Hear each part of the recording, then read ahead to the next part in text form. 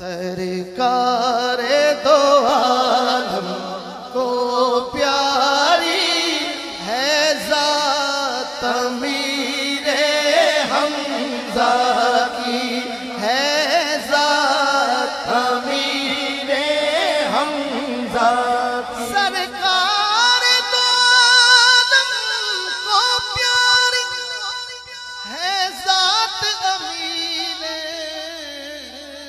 حمزہ کی، بخشش کی سند مل جائے گی کربات امیر حمزہ۔ بسم اللہ الرحمن الرحیم۔ لاکھوں نہیں بلکہ کروڑوں درود و سلام ہمارے آقا ہمارے مولا تاجدار ختم نبوت صلی اللہ علیہ وآلہ وسلم اور ان کی پاک آل پر سلام ہو اس عظیم صحابہ اکرام علیہ رضوان کی جماعت پر جو فتح مکہ کے پہلے اور فتح مکہ کے بعد جو ایمان لائے، سلام عقیدت سلام محبت حضور علیہ السلام کے پاک ازواج کی بارگاہ عالیہ کے اندر جو ہم سب مومنوں کی مائیں ہیں۔ السلام علیکم ورحمۃ اللہ وبرکاتہ۔ سامعین کرام، آج ہم پر کے ساتھ جو ہے وہ شہدائے احد کی آج آپ کو زیارت کروائیں گے۔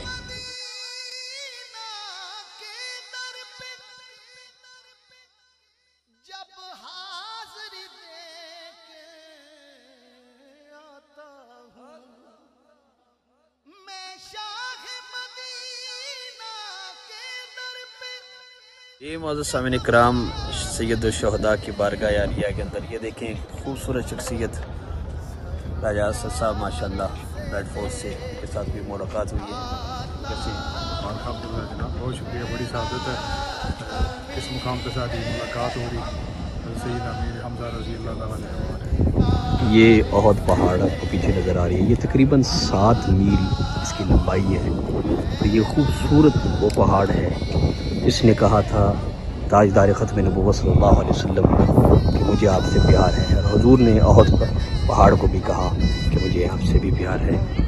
یہ مزار حضرت امیر حمزہ رضی اللہ تعالیٰ آج اس دور کے اندر بد نصیبی سے جن کو لوگوں نے ملاؤں نے ایشو بنایا ہوا ہے، اللہ ان کو ہدایت عطا فرمائے، میرے حضور کے ام محترم کے درجات مزید بلند فرمائے۔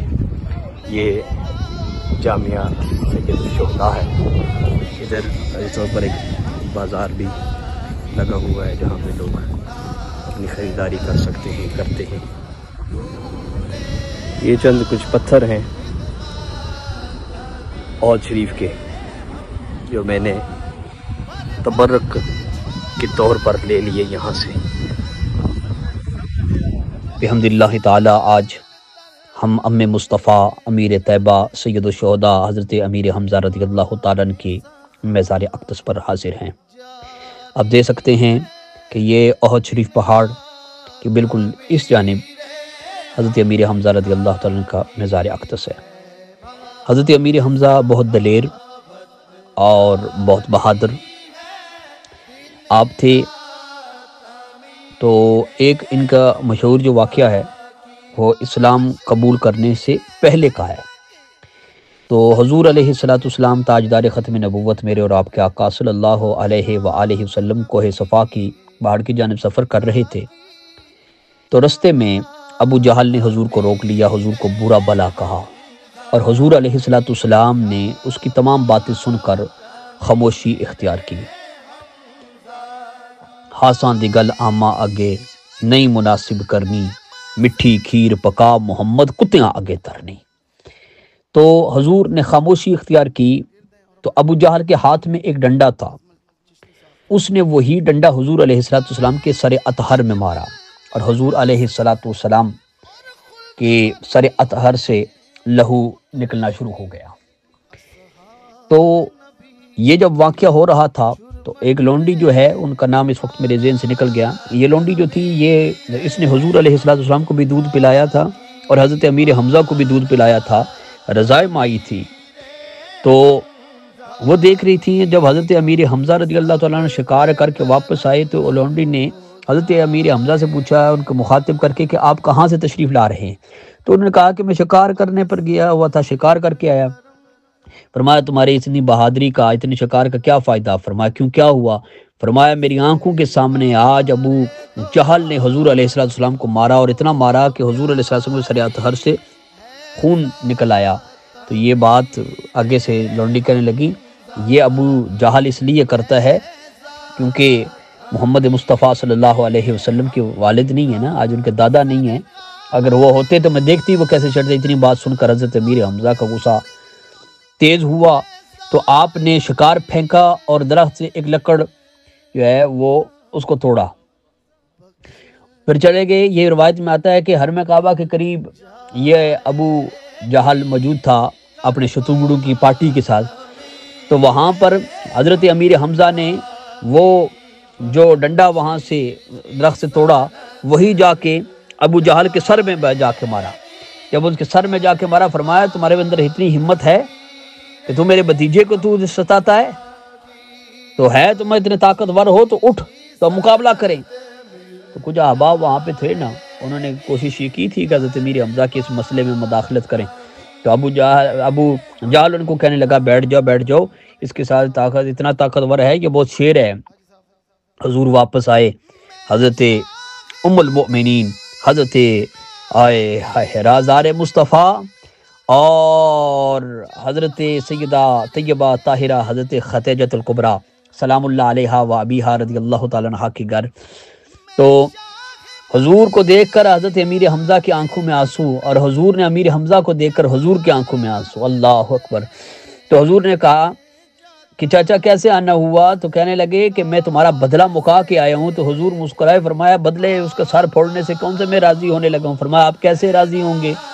تو فرمایا کہ چچا میں زیادہ راضی اس وقت ہوں گا جس وقت آپ اسلام قبول کر لیتے ہیں۔